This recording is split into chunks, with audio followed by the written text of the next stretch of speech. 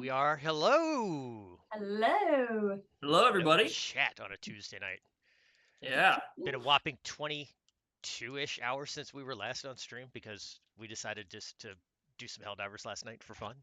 Lindsay was Yeah, I there. saw that popped up, and I was wondering if that was like real or if my phone was just freaking out. It's funny because we usually do now. So D&D is usually Wednesdays. D&D's on hiatus right now, so we've been doing Wednesdays, but we have a concert tomorrow night. Okay. So while instead of streaming tomorrow night at around this time, we will be getting thunderstormed on and 60 degrees, and there's Sounds like a great Amazing. time. a reason that you hit a certain age and never get lawn seats again the rest of your life. Did you get Because lawn seats? no, hell no. Are you kidding me? Oh, okay. My I was knees? gonna say, come on now. No, Come on now. it's a rookie move. Although, have you seen those big, you can blow them up. Well, you don't blow them up, you run. And I am a proud owner of one of these, and I make everyone laugh at the concert, and I take pride in that. But you like open it and then you run and it fills with air, and then you pull it over your head and you roll it, and it turns into a couch, kind of. It turns into two, I don't know. I'm having a really hard two time giant visualizing balloons full all of that. air, and then you can sit in it kind of like a couch. So, Chad, if you ever wondered why you see that label on certain things that says this bag is not a toy, it's because of people like Lindsay. 100%. 100. There, we had this in Oregon, Washington area, in the gorge over there. There's this huge amphitheater that puts on big concerts and festivals and things over there, and it's beautiful. But the way it's set up is it's tiered, right? Grass up, and so you have enough room to set up like a small group of you along, and each tier is huge, right? It goes for forever, but it's not super wide. And so I had to like move everyone, like, okay, everybody get forward, and then just like get a hold of it and run like a crazy person until I pulled it up over the top of me and then rolled it up really fast. And everyone was just dying laughing, but everyone was so jealous for the remainder of the concert because I was lounging in a weird looking couch. I mean, it honestly sounds like a great time. You would go for that type of thing. I know how your brain works, John. Totally. But also, like, we completely have insulted the guest before introducing the guest, which Yeah. is that's all on me. This is a great introduction to Lindsay as a person, so I think it was a great start, honestly. Yeah. So why are you our guest tonight? Well, because I have a plastic bag that I could turn into a couch. Okay. Welcome to Shark Tank. Exactly. Yeah. Exactly.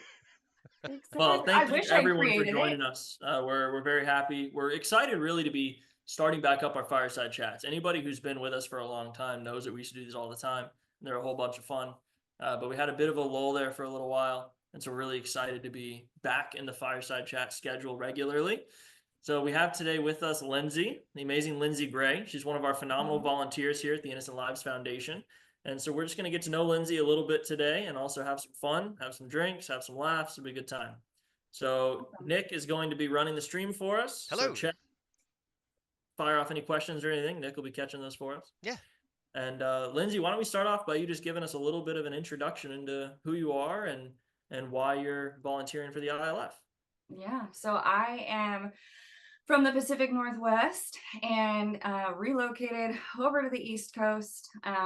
And let's see, I work in the mental health world, and I have for about a decade now, following being an EMT for about 7 years. So Oh, wow. that first, and then moved over into kind of the mental health world, working with youth and adolescents specifically, and then here and there with domestic violence victims. So my heart and soul is in it because I'm a lived experience expert. So I'm a survivor myself, and so my heart and soul is in seeing other people not have to walk that road, or to at least be able to walk the road of recovery alongside someone who understands what they're walking through on some semblance. Do we ever really understand anyone? Probably not, but like enough, right?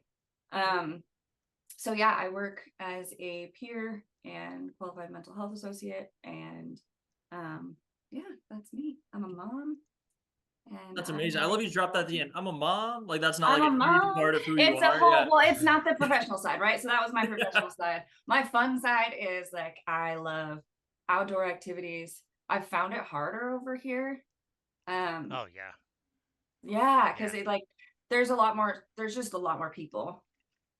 Back home, it was like, 20 minutes and you was 45 minutes to the mountain, and an hour to the beach and 20 minutes to any frisbee golf course, hiking, swimming, pick something, right? Like Wow. we So were you had it always all. doing something because there was, you know, there's snowboarding in the winter and water skiing in the summer and paddleboarding and surfing if you want to go surfing. And there's even up north, there's even really good cold water diving, and like you can do anything over there. I remember So that about the Vancouver area, like Whistler, like that whole same thing. They're like, you go 45 minutes this direction, you have your toes in the sand. You go 45 minutes this direction, you have your toes in some skis. Like yep, what? Like, yep. That's yeah, awesome. And not gonna get that it's in Norfolk. hot. Yeah, not gonna get that in the East Coast anywhere, The pretty much. East Coast area, Yeah. anything over in like, yeah, it's just not, yeah. So that's an adjustment. I was so excited when I was like, oh, we're gonna be right by the water. And then I got here and I was like, it's a swamp. It is Yeah. not real water. It is water, I'll give it that, but it's not water like you want to be. And there's things that want to kill you here, like a lot of things that want to kill you here. That's new, because that's not the case over there either.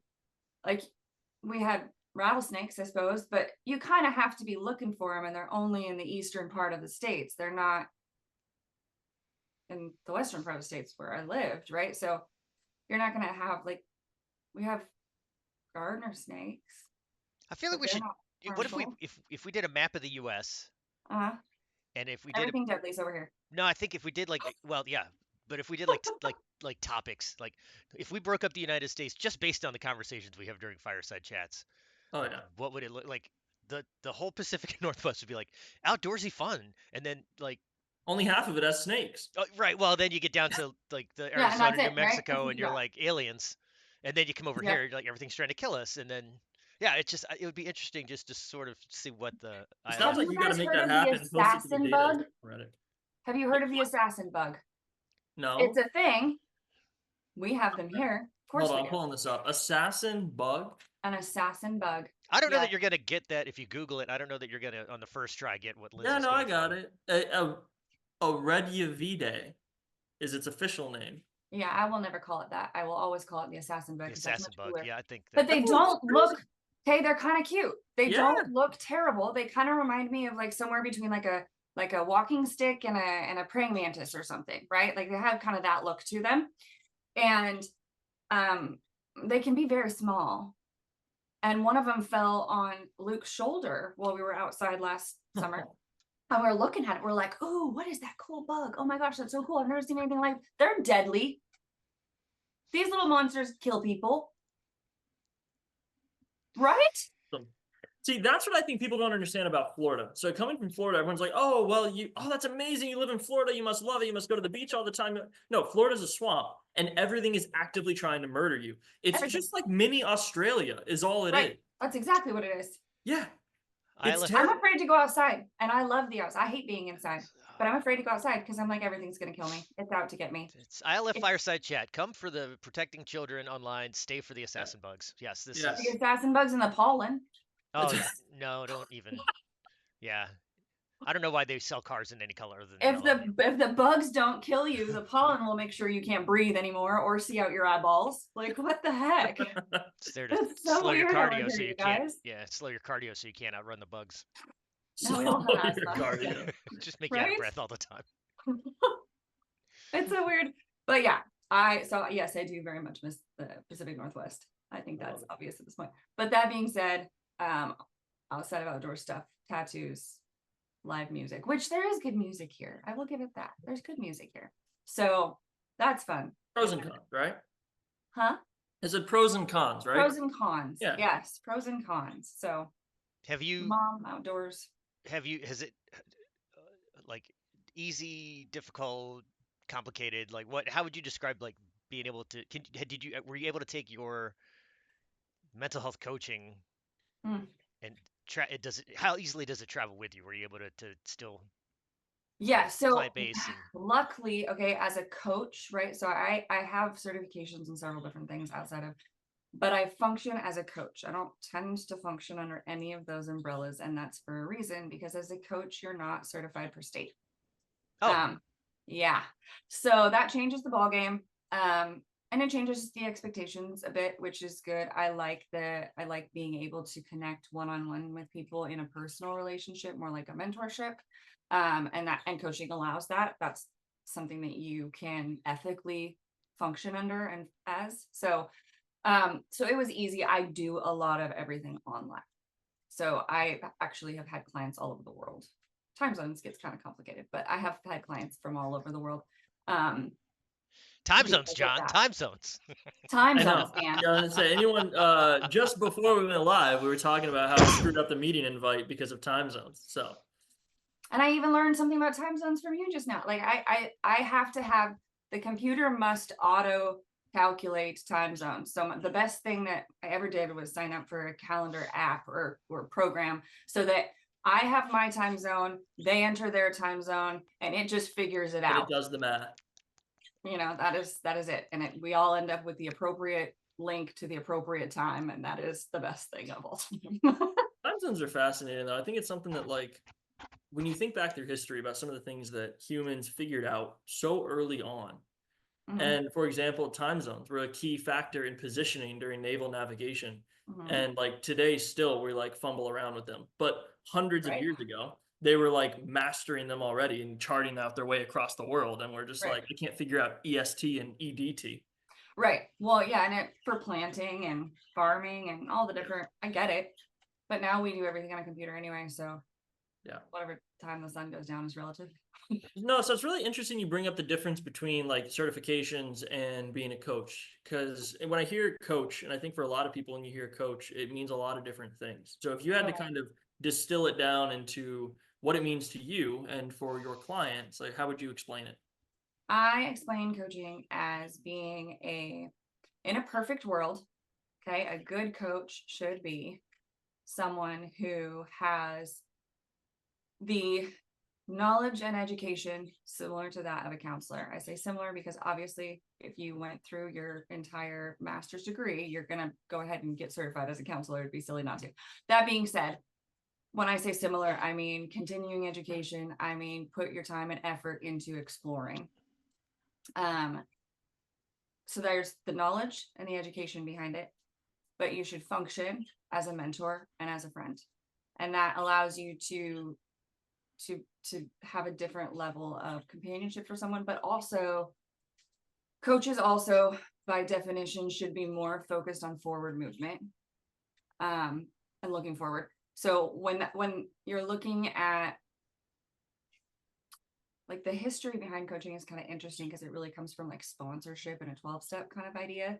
And that's life experience, lived experience, and then looking at forward movement. So that's not to say that you don't ever speak about things in the past, but a lot of talk therapy specifically focuses on bringing up things from the past in the name of processing, which has its value, don't get me wrong.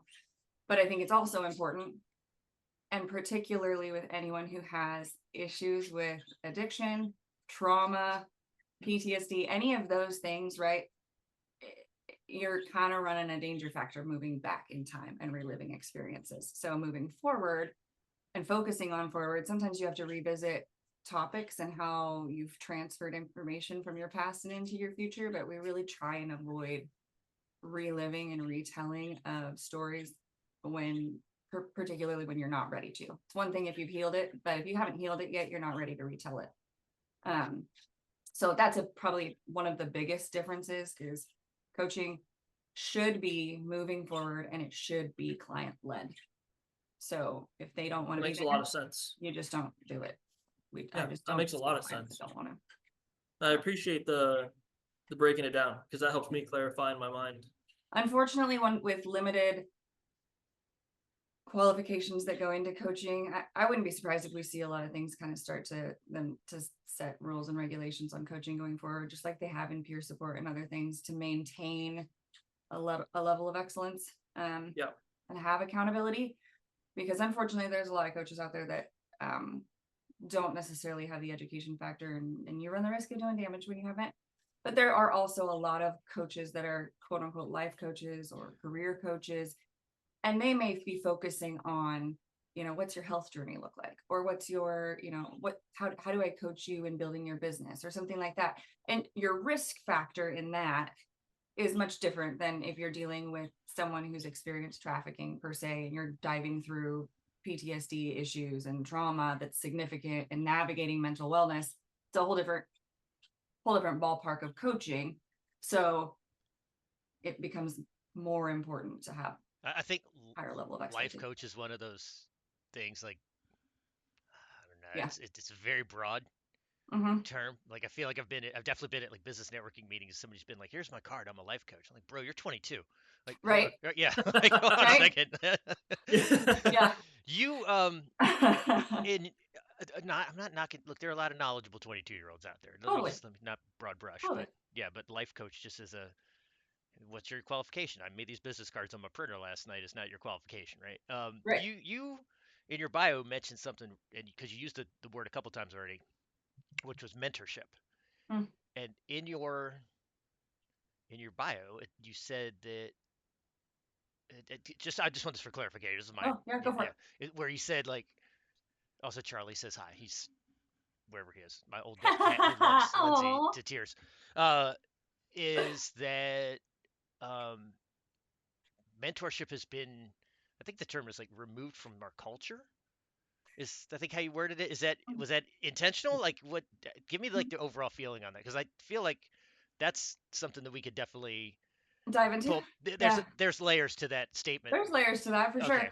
Yeah. And yeah, it was definitely intentional. I feel strongly about mentorship, probably largely because of my own life experience.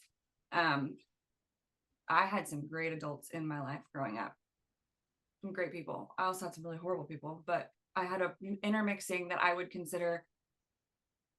By no means would I consider my childhood normal or my young adulthood normal, but I do think I had a normal intermixing of, not great people and great people and everywhere in between, right? But what I lacked was mentorship as I would define it, and that is a deep and meaningful relationship with another person that was not my peer. So I had deep, and that was not my family. Okay, so I mean, that's an important distinction, right? That's an a very important distinction. Very. So I had my mom, who I love and respect, and I had friends who I loved and respect, or love and respect. But I even had a few of my mom's friends who I loved and respected, but they did not function as someone that I was comfortable. They were my mom's friends. I knew they loved me, but they were her friends, right? Mhm. And so think back however long back you want to go, okay? Hundreds of years. We'll just start there. When people were raised, they were raised in towns. We'll call them a town, we'll call them a township, I don't know, whatever you want to call them. They were small communities, okay? And there were all these individual families that made up these small communities. And it was not uncommon for so-and-so's son to go work with and learn a trade from so-and-so, okay? Everyone knew each other. It was a safe space because everyone knew each other. Expectations were pretty clear, pretty laid out, and pretty understood by the entire community as a whole. There was a common level of expectation in what quote unquote normalcy was within that town, right? That didn't necessarily mean it was the same thing 3 towns over. It could have been different. Yeah. But now our kids have access to the entire globe, all of those expectations, all of those normalities, all of those social nuances, all of it. And they don't, I mean, I don't know about you, but I don't understand all of it. I understand more than I did 10 years ago, but I don't understand all of it, anywhere near all of it, right? So how could we expect a not fully developed, right? So an underdeveloped, not in a bad way, but a developing, I guess would be the word. How can we expect a developing brain to understand, grasp, and see the whole picture of each one of those things worldwide through all of those cultures, right? It's not ideal in any version of the word. Then you say they have their family. Most of these kids, at least American kids now, because we have so many dangers and so many other things, right? They spend a lot of time at home. And maybe outside of home, they spend time at their school or at their sports, on their sports team, but they're spending a majority of their time in their home, maybe a peer's home, but they're not really, and those sets of parents may not even be connected, right? They may have completely different expectations and cultural views. And yet the kid's not, as far as an adult mentor, they have a parent, which we know teenagers are wired to push against their parents and their parents' belief systems. We know that that's a part of development. It's a good part of development because it's what creates independence. So when that child begins the natural process of pushing against their parent, there needs to be another mentor, another adult that they can trust, that they can bare their heart to and know it's safe and know that they can rely on their expectations. And for most kids today, there is not that other person. Yeah, most kids are growing Or up people. in a capsule, in a bubble, with 100%. the influence coming from God knows where. Yep. And yeah, it's not And I mean, as really as adults, healthy it's as an the environment same. as it used to be. No, it's not. And as adults, it's the same thing, right? I still have to have mentorship, because if I'm an island I'll get burnt, and sometimes I just need someone to hear me or to give me a perspective that I haven't thought of or anything, right? So it's not just limited to teenagers. I think it's exponentially more crucial for teens. But I think we all, to some extent, need mentors in our Oh, yeah. lives. There's an interesting quote I read a couple weeks ago. It's talking about that topic, about just growth from other people. And it was talking about how, wisdom requires knowledge as a base level, right? So, and because not one human is a repository for all the knowledge in the Right. universe, by default, we need to rely on each other to complement what we lack. Mm-hmm. And it really was talking about the need for humility in that regard, that you don't know everything, that you need to Yeah. continue to learn, but also the need for reliable, accurate information and reliable sources of truth. And so I think it's a very important topic that And sometimes limiting. I mean, I would argue sometimes limiting information, and I know that probably sounds absolutely crazy, but to some extent, our brains can only handle so much. I was watching, okay, for example, like one more lighthearted example. I love the TV show Sherlock. Okay. And Sherlock makes a comment somewhere because Watson is messing with him about how how can you be so intelligent and you didn't know it was some sort of like very basic thing. And he just like gets so frustrated, and he's like, this is my hard drive. If I bog it up with all this extra information, I can't keep doing. And I think when I say limiting information, I don't mean being closed-minded. That's not what I'm talking about. But I think to some extent, we have so much at our fingertips all the time that really prioritizing what is important information in our lives and at specific times is important. And again, when you're talking about teenagers, their ability to prioritize that and even know what is pertinent, important information is limited. They haven't had the time to expect them to know that would be downright naive. They haven't had the time to learn that yet. You have to give them that time. So speaking of that next generation of these teens and the ones coming up younger than them, if you had to pass on something, or you hope that they learn something from your example or from your life course, what would it be? If you could pick one thing for the younger generation to take away from your example. That shame will ruin them. Shame will ruin them, and to choose not to live with it. I spent too many years trying not to let people down and trying to remain, as I thought I was supposed to be, whether it was the good wife or the perfect mother or the perfect daughter. Or at one time I thought what I needed to maintain was the not perfect daughter. I need to maintain the black sheep role, it changed varying times, but that I always had this expectation on having to maintain something. And I never met it. So I was constantly full of shame. And I If you never don't mind wanted me anyone asking, to was know. that a self-inflicted expectation or external? Both. I think the perfection was external. It was from childhood. It was the perfection of, making sure people didn't think negatively of our family. It was the perfection of just, how to work hard, how to whatever. And there was definitely a sense of like, you will have to find a man. There was a lot of that like sexist, you need to find a good man, and that's how you will be Yeah, successful. that's your life path, right? Find the man and just, you're good. Yeah. If you can't find a good guy, then you've lost it. I heard a lot of like, well, you're really pretty. Yeah. And I'm like, I'm working my butt off to get good grades here, and I don't want to be really pretty. That was, mom-in-law refers to that as going to college to get your MRS. Which is? Your missus, to go find your man. Like that was literally, Oh. that's how she referred to, like, go to college to get your MRS.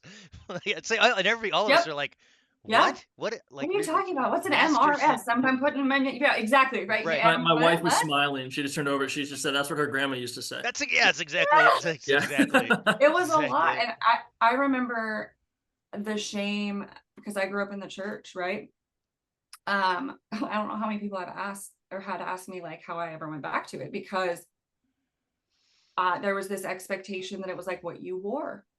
It was your responsibility to make sure that you were not the stumbling block. And the amount of shame that came from this sense of, oh my gosh, if you do something to ruin this poor young boy, it is you are the Jezebel, you are the problem. Right. And that was an incredible amount of like, so damaging in my ability to not feel ashamed of just my own skin. Right. And eventually it ended up with me as an eating disorder. Well, if I'm just stick skinny, I can do that. Well, I can starve myself good. That sounds ridiculous, but that's the reality of it. And I didn't have anyone to step in my life and say, I know what you're doing. I know that you're trying to starve yourself so you feel a sense of control and that you feel like you're doing something right. I didn't have anyone to do that. I had people to say, oh my gosh, I'm worried about you. I had people to say all of these other things, but no one could just call it out and be like, I get it. I've sat in your shoes. I even knew other older women who had eating disorders, but didn't know how to talk to me like a person. They talked to me like a kid, like a kid. Mm-hmm. And I don't blame them. Do not get me wrong. I don't blame them. I don't think they ever had that modeled for them either. Right. Yeah. But my life changed when I had a mentor step into my life, and she just threw me on my butt verbally. Like right after I met her, she just was the kindest, most fun, loving, sweet person. And as I got to know her, sitting in her kitchen, talking to her while she was making dinner, so real, so raw. And then she just dropped a bomb on me. And I was like, oh my gosh. And she's like, don't worry, me too. Like she just kept rolling. There was literally, I think that was groundbreaking. There was zero shame. There was no shame. It was just, it's what it is. We did not trigger warning at the beginning of the Fireside. We should have definitely trigger just warning. Let me, before, because we kind of are starting to dip toes a little bit. Yeah. And so like because I've streamed every week, so I'm always the one going. The Innocent Lives Foundation is a non-vigilante organization that identifies child predators online, develops and delivers specialized training for law enforcement, and provides education resources for families and teachers, et cetera, et cetera. So, but I don't. Have you said that once or twice before? I know, that's so impressive. It's the top of every hour. Look, if there's one thing I learned from so good being, I can say recovering Catholic because that's my life. That's my title. Nobody put that from ILF. That's not official on me, but also like, repetition works to an extent. But yeah, so I don't know the syntax of the trigger warning, John, because usually it's just like, hey, we're a non-vigilante organization that does all these things, and we're going to go shoot aliens for 2 hours. Come join us. There's not usually a trigger warning that is necessary there. So if we wanted to, what I'll say with this, because depending on how the conversation continues, we as an organization, we keep everything PG-13. That being said, by the nature of what we do as an organization, sometimes triggering topics do come up, and they are explored in a healthy and positive way. However, this, especially as a fireside chat, is everyone sharing their personal experience. So this is not a filtered, moderated conversation. So we just invite everybody to take part at the level with which they are comfortable with.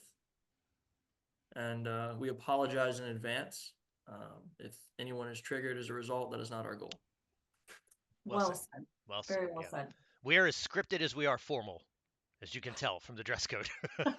So, Lindsey showed up, and I'm like, dang, I hope Nick shows up in a hoodie because I'm looking bad right now. I've had meetings all day, so I've been this way since this morning. I hope Nick shows up in a hoodie to make me look better. All right, that's it tells me. No, not look better. Just Lindsay looks great, and I didn't want to be the only Look one in a more t-shirt. casual. If you showed up, in like a button down and everything, I was kind of relying on that not being the case. That's all. In fairness, it is like probably 90% of the time that I'm in jeans and a t-shirt. I just happen to be in jeans and a t-shirt and a cardigan today. With earrings. You made a better chance of winning the lottery than seeing me dressed up on this. I don't want to see you in a cardigan. No, that would be weird. What am I, Perry Well, Como? no, there's guys cardigans. I'm not a cardigan. You're not a cardigan guy. You're not Mr. Rogers. But I'm also I'm not. But I'm also not a.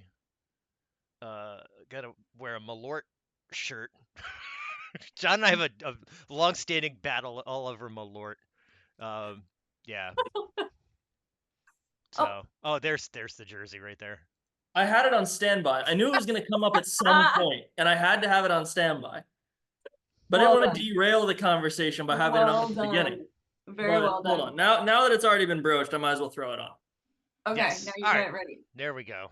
Now he's dressed up. Now I'm dressed up. See, that was the segue I've been waiting for. Now, you probably wondered if it was even coming. You've been waiting this whole time. Oh, I know. I was waiting, and I also have this on standby. We'll get into later. But you were talking about mentorship and how impactful that was for you. And I want to stay on that a little longer because I think it's a really important topic. And how old were you when you 30. had this? 30. 30. Way too old in my opinion. I say way too old. I wasn't old. There are people. I ran in the recovery world, 12-step world for quite a while, and it was a huge part of my healing, and I'm incredibly thankful for that community. But what I will say is there's people of all ages, right? But there are a lot of people who don't ever find any amount of healing until much later in life. So when I say 30, I'm incredibly thankful that it was 30. But man, it would have been great if it had been way earlier. Then that's my goal, is to just see people have the opportunity, even if I'm not, I don't need to be their coach, but to meet people and have that eye-opening moment where they're like, oh my gosh, maybe I could be vulnerable and not be full of shame. And maybe there are people who really do understand. Well, I think there's a really powerful lesson there too, because yes, I 100% agree with you. Mentorship, I wish everybody had mentorship from a very young age growing up, but also it's never too late to find a mentor in life either. And I think there's a very powerful example there as a full-grown woman, as a 30-year-old, still being able to find that help to healing at that age, I think is very meaningful to a lot of people, to a lot of our listeners. Yeah, it's so crucial. And I already had my kids. I was already working in the service, right? So I'd already had my whole career as an EMT and started working with teens, giving back as a mentor, right? Like I didn't know fully, I don't think I understood fully what it could look like, because I knew what it looked like as a counselor. I knew what it looked like as other people I'd run into, right? But she single-handedly changed the way I viewed what coaching and mentorship could look like. And in that process, like I had the opportunity to continue healing in a different way with her alongside me, and then what turned into my whole community alongside me, and then was able to pass that and mentor other people in a different way than I ever had before. And you could see massive changes in the way their face lit up, when they saw that they were seen or they felt safe. And it was just different outcomes for people. And I don't put that on my coaching. I just put that on the simple fact of human connection and how important it is. While you said you were, sitting in a kitchen helping her, watching her cook, right? Yeah. It wasn't a formal therapy session. It was just genuine human connection. Yeah. Yep. It was so different. I had an hour today with Captain Hammer, just in his shorts and t-shirt, chilling in the office. I mean, we didn't talk about anything foundation related at all. We literally talked yesterday because I had introduced him to a new volunteer up in Canada, and I was like, I'm still on your calendar for tomorrow. I can cancel it. And he was like, no, definitely do. And of course we went an hour because we always go an hour instead of 30 minutes because, we're talkers. But same thing. There's so many different things that we get, it's a trusted space where you're like, I Yeah. can, yeah, like I'm stuck on this thing. What would you do? Yeah. And Shane's like having a counselor anyway. Is he bringing his voice all the way down? Yeah.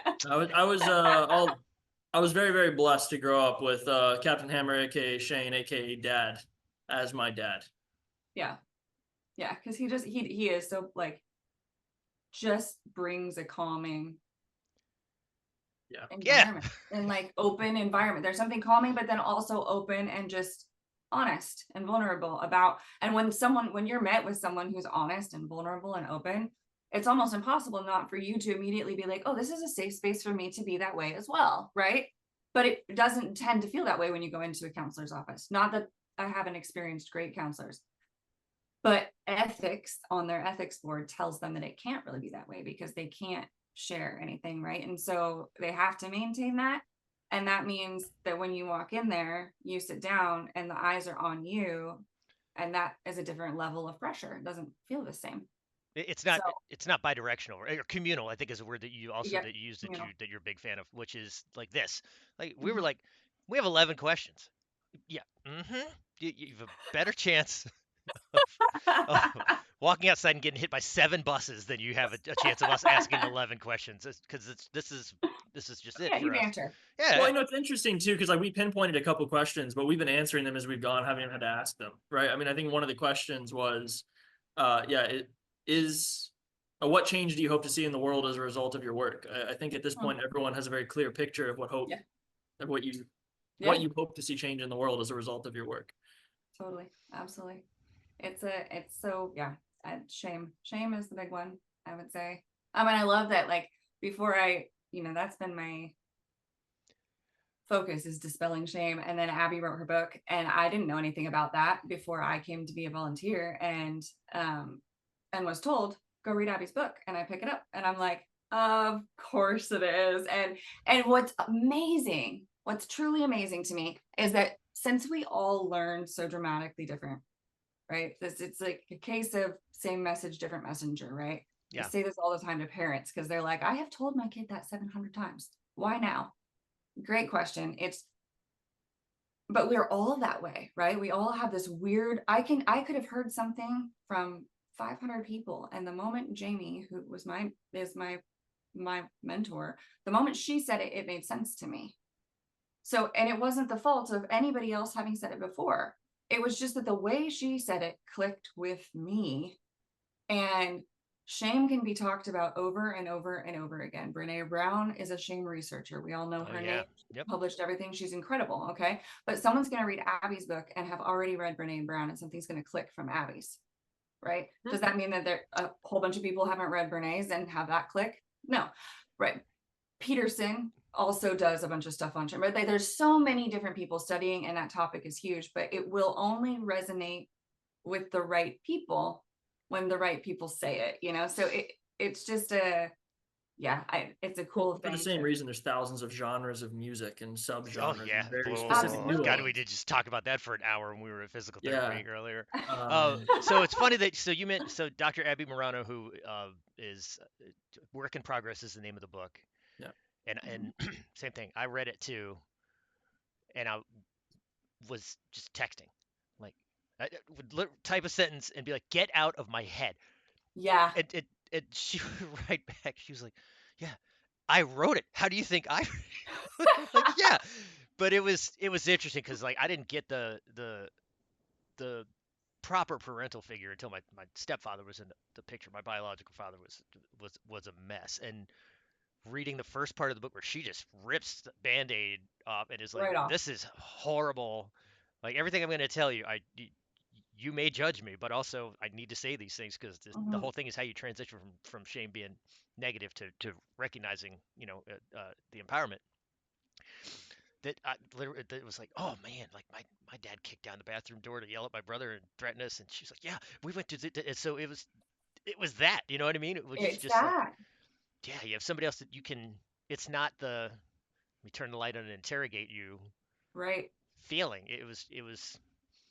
I can't believe, and I It's don't know so, how many times like, you probably said it to yourself when you were reading, like, I don't believe you had the strength to write that down and share it with the world, make that public. That was, yeah, yeah. Oh, well, yeah, I've been trying to write a book for the last 4 years, and I have yet to get myself to. That was I one of my don't know how many questions was, drafts were I've you had, and I've going to chucked write a it. book? Huh? No, I said that was something I thought about earlier asking, but I didn't want to interrupt the flow of conversation. Is, are you writing Oh, a book? yeah, Yes. I've had like 3 drafts now and ditched each one of them because I don't have the courage. I have not, let me rephrase that. I have not yet had the courage to publish what I have drafted. And I'm not sure, there's a plethora of different things, right? Oh, no, it's not quite right. Or maybe I'm just scared of what people will think. Like there's a lot of different pieces of it. And I'm choosing to give myself the space to just keep trying again until whatever it is lines up and I'm ready to do it. But I will say 12-step groups was a place that I found, and 12-step groups aren't for everyone. Like, don't get me wrong, that's not what I'm saying. But for me, what I found was exactly what you were talking about, Nick, was that like people are sitting there and they're saying the same things. And it was remarkable because the group that I happened to be a part of didn't have one specific. So like people weren't there all for the same problem. Yeah. We're all there for a wealth of different whatever. Everything from substance abuse to like, I'm just not happy. Right. So could have been anything. And it was wild to have people express something and you would just watch a light bulb and it wouldn't be anything like what the original statement wouldn't necessarily be anything astounding. It was just a general statement of like, I feel this, or I was thinking about this, or I had this experience or whatever. And the light bulb would go on across the table in someone else's face. And they would finish saying what they were saying. And then they would say, okay, I want to share. And that just got me thinking. And then they would share something. And then the light bulb would go on over here. And that process could go on for an hour. And by the end of it, everyone had some sort of aha moment that was entirely their own because of something that someone else shared. And that to me was like, oh my gosh, this is truly a matter of like, that's your personal recovery. You're walking your own personal road.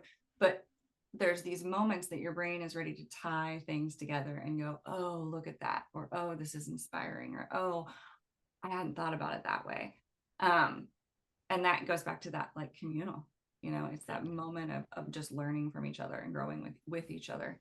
There's an old proverb that says there's wisdom in a multitude of counselors, right? Mm-hmm. And I think that that's something that it's kind of weird because I feel like nowadays we are exposed to more people than ever before by means of the internet. Yeah. But we are at the same time closed off from genuine connections more than ever before.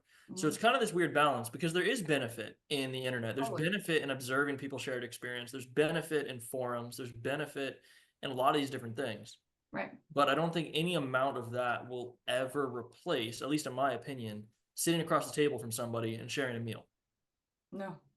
Well, no, because first off, you release oxytocin when you're sharing a meal, and that's the love drug. That's the human connection piece that you just don't get when you're online looking at different things. So there's that piece. That's my moment of, hey, food is not bad. I have to remind kids of that all the time. I'm like, there's a reason that from the beginning of time we share meals together. And it's not just because we like to eat. That's great and all, but it's deeper than that. We've been sharing meals as a form of companionship since the beginning of time for a reason. And that is a special thing. That's also why many cultures, like that's the greatest honor you could get, is to be invited into a home and fed, right? That's not the only reason. Obviously there's the monetary and there's other pieces, but it goes back to, these are like things that are so crucial. And when you sit down together and you banter uninhibited, vulnerably in a space that is safe. I would never advocate for just doing that with someone that you don't know or that has not proven themselves to be safe. So that's an important piece of this. But in a space that is safe and people that you can trust, at least to some regards with the topic, unscripted imperfection and messiness is what inspires us and other people and what we learn from. Yeah. That's my favorite part.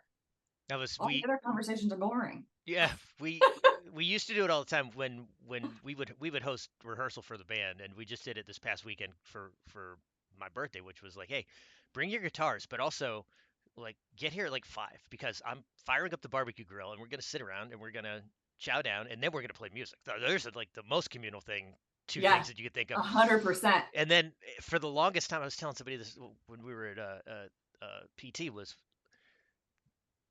whoever showed up first got to pick which concert we watched while we were eating dinner before we played. That was I that love was it. the reward. I love it. It could, and it nobody got to argue. So it could be Rush one week, it could be a country thing, it could be a Tina Turner. Didn't matter. It was like whoever showed up first. Mongolian Throat Music, the band The Who, HU. Who? Uh, Okay. definitely could be some. You have your Mongolian. homework now after this. I'm familiar. HU, is that what you said? Yes, the Who. Yeah, I Not figured, the- Nick, you would be familiar, I'm but I didn't think familiar. Not the Who as in the Who. No, The Who as in the HU. Interesting. Okay, well, Anyways, now thank I'm me gonna- later. Continue, Nick. But It's a lot Rush, of croaking. I love It's that you not- threw out Rush first and foremost because Yeah. I love Rush. Yeah, well, we're look at the age range of the band. Everybody's a big Rush fan, big Eagles fan, which was great because we would just play anything from like the Stones and Yeah. all the way up to like Maroon 5. But then it, there were no songs that didn't have harmonies. We were like, what if we added this line? You know, you get that influence from all the stuff that you know that you listen to. But then that's a great thing too because when we played the other night, I think we didn't even start with anything by anybody else. It was literally like, here's 4 chords, there's 3 guitar players, you're gonna solo first, you're gonna solo second, and we're just gonna watch each other and be like, I never would have thought of that. You know what I mean? Yeah. It's It goes back. It's the same principles, right? It's exactly the same principles. yeah. It's just a It's different yeah. method of expression. But yeah, that Mhm. was when we That's started cool. too, and I'm like, we're not stopping anytime soon. I should have known Yeah. better. I should have started earlier. Oh, that's awesome. I love that. I love that analogy too. Like it's an analogy, but it's a real world example of exactly like it was creativity, it was inspiration, it was laughter, it was companionship, it was all of that in 4 chords and a group of people. Yeah, tell me if you're gonna put like your top 1, 2, 3, like what are the things that are the most communal? Food, music. Yep. It doesn't matter what the third one is. Like Right? those are the top 2 answers on Family Feud. That's all I know. Right. Yeah, totally. 100%. No doubt. No doubt. I love. You have to talk a little bit about the Attitude is Everything Foundation because I figure if you had a billboard to decide like how we bring in Lindsey, how do we describe Lindsey to the folks watching Fireside Chat? Oh well, she's from Attitude is Everything. That's about everything you need to know about Lindsey. That's pretty much that's it right there. Oh, I wish my attitude was always that good. This has been a long road. So the Attitude is Everything was founded by Jesse LeBeau, and he's the CEO. Like he is the attitude man. And he does speak at high schools and middle schools and stuff across the country. And COVID happened, and COVID shut everything down, and no one wanted anybody live speaking anywhere. Yeah, and so he was COVID like, well, happened. how do I turn this into a program or something that, you know, like, how do I continue to get this out online? And the Attitude Advantage program was born. So we had met in Portland probably a year and a half prior to that. In passing, I volunteered for a horse ranch that basically took rescue horses and partnered them with rescue people. And so I grew up riding horses, and so it was a natural place for me to volunteer and help at. And then I also was working for another agency that did essentially apprenticeships and helped kids off the street that were houseless, homeless for a lot of them were coming out of foster care, but some of them were coming out of trafficking situations and other things. So that was where I worked, and then I volunteered over there, and I got a call one day, and it was like, can you come out here and help with some horse handling? We got some stuff going on out here, and I need another set of hands. I was like, yeah, absolutely, as soon as I get off work. So I literally left one organization and drove to the next, and I got there, and there was like a boom truck and drones flying around and cameras, and I looked like rough, right? Like I looked like I was going to the barn to handle some horses. And if you know anything about that, it is not like it is on the cameras or the pictures. It is like you're wearing rubber boots and your hair is What? It's not not Yellowstone? It is not even Hallmark Channel. It is not even like good Levi's commercial. Like it is bad. Okay. It is a bad, you look homeless, and I didn't care. But all of a sudden I was like, oh shoot. So that was Jesse videoing a TV show. And I got to be the lucky one handling horses. Nice. And then 2 days later, I showed up to do another event, and he was the one that was hosting that event for the TV show. So between those two, we saw each other's face, and we, you know, walked around and handed out some meals to homeless people and interacted, but we really didn't talk all that much, hardly at all, really. Followed each other on Instagram. That was about it, right? And then a year and a half later, I just get a message, and he's like, "Hey, do you still work with teens?" I'm like, "Sure do." You know, like that's just, I work with kids. And at the time, I was working at the Youth and Adolescent Maximum Security State Hospital. And I was like, "Yo, what's up?" And he's basically like, "I'm starting a coaching program and looking for people to fill spots that I'm not a specialist in, right? So I'm not a coach. I'm looking for someone to help me write the coaching portion." So that was me. And here we are all this time later. And we teach kids how to have attitude. So they run through the 12-week program with all of the curriculum and everything that he has built, and the beautiful program that he has built. And I do the coaching, one-on-one coaching with them, and mentorship. So Love it. that is what TAP is. I love it. I mean, honestly, I think I speak for the entire team when I say we're very, very honored to have you as a part of the team.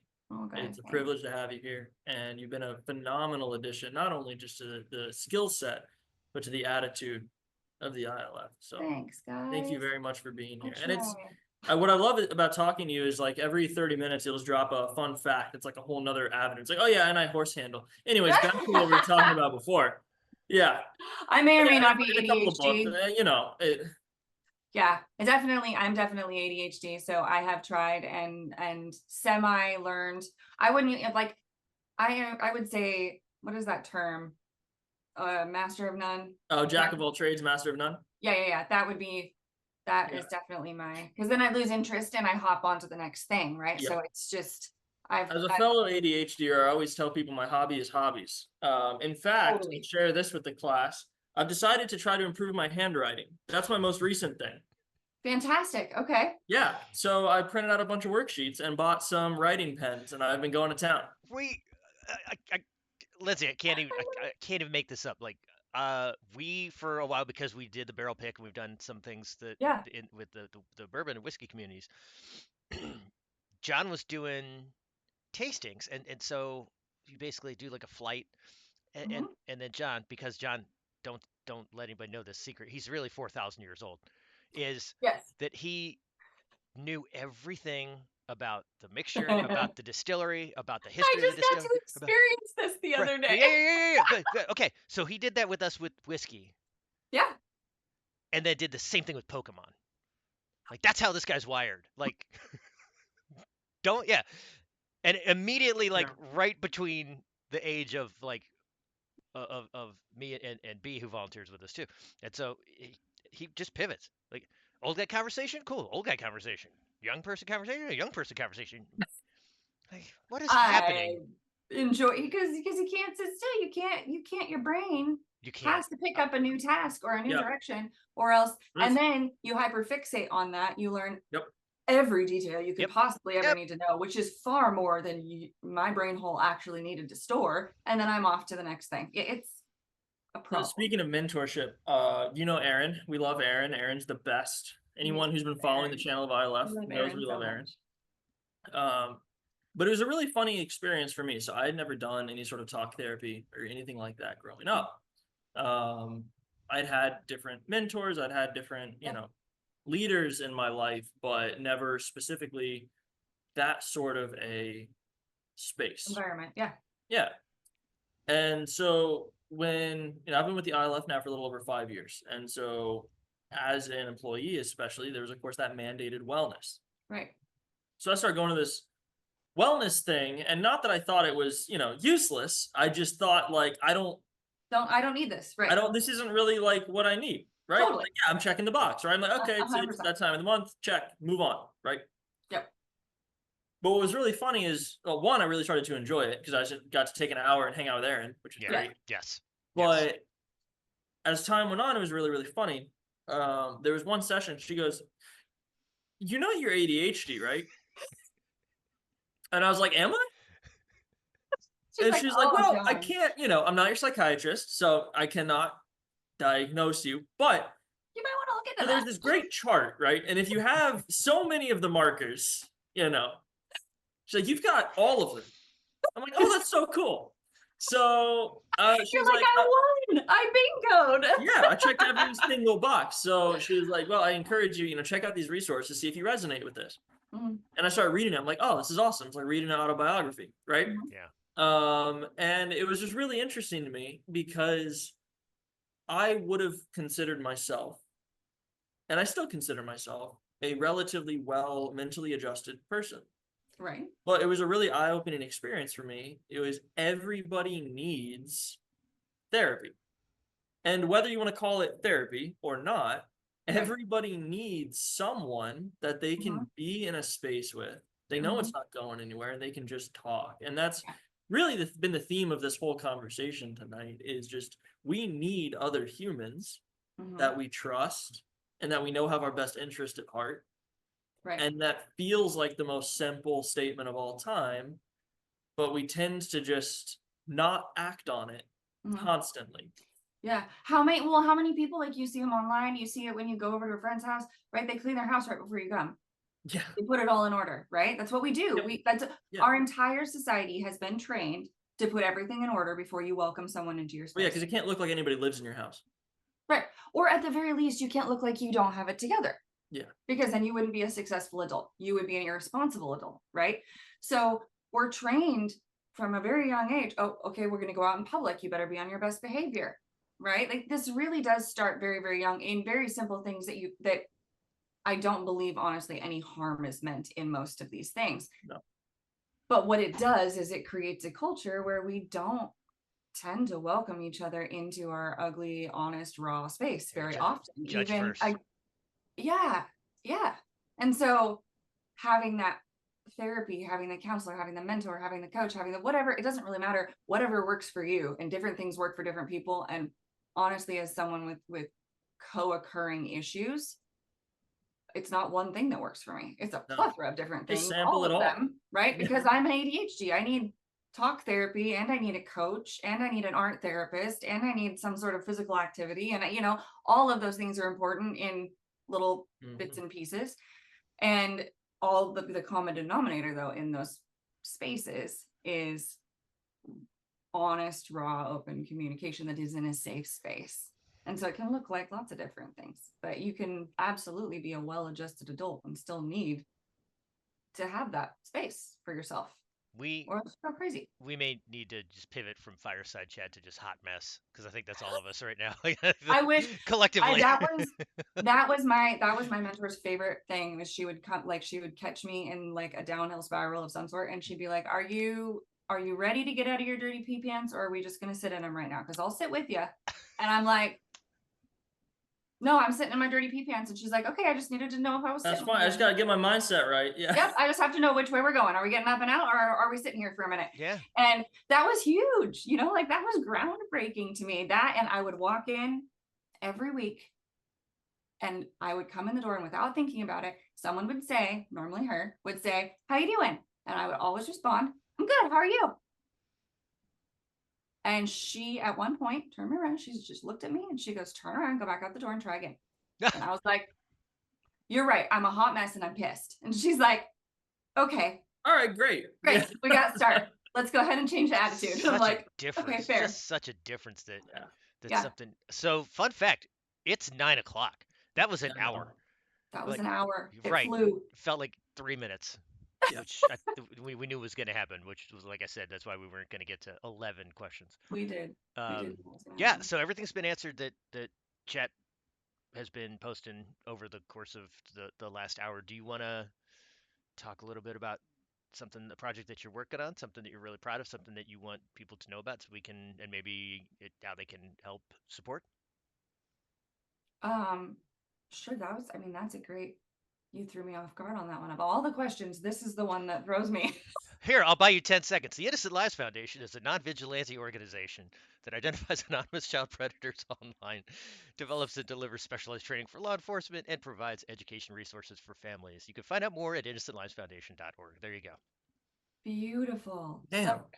So, the current thing I would just say the funded case, between funded case and the most recent safe house.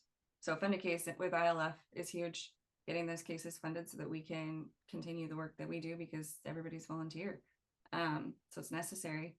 And then ILF with the most recent, or ILF, I'm sorry, Safe House Foundation, Safe House Project, Innocent Lives Foundation, too many things. Launched Simply Report, and I think that's one of the more groundbreaking things that I've seen recently, is just the ability to anonymously report. And I had the chance and opportunity of watching a man come up to a booth this weekend that I was at, and just was very, you can tell in his demeanor, he was having a rough go. And he opened up and just said he was, he was looking at his shirt and he said, I was one of them. And as he walked away, it was like, you know what? Let's make sure and get him a Simply Report flyer. And we gave him a t-shirt. And that he literally looked like he was going to cry, but the amount of empowerment that it gives anyone else is just incredible. The ability to say, I'm going to report something that I find suspicious anonymously, and the law enforcement gets to take it from there.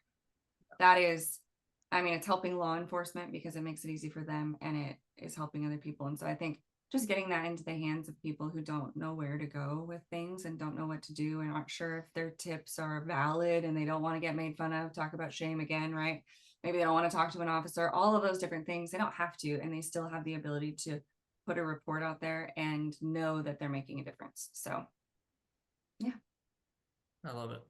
Well, Lindsey, we are very, very blessed and proud to have you as a part of the team. Thank you guys. Thank you very much for being here, and thank all of you for joining us tonight on our Fireside Chat.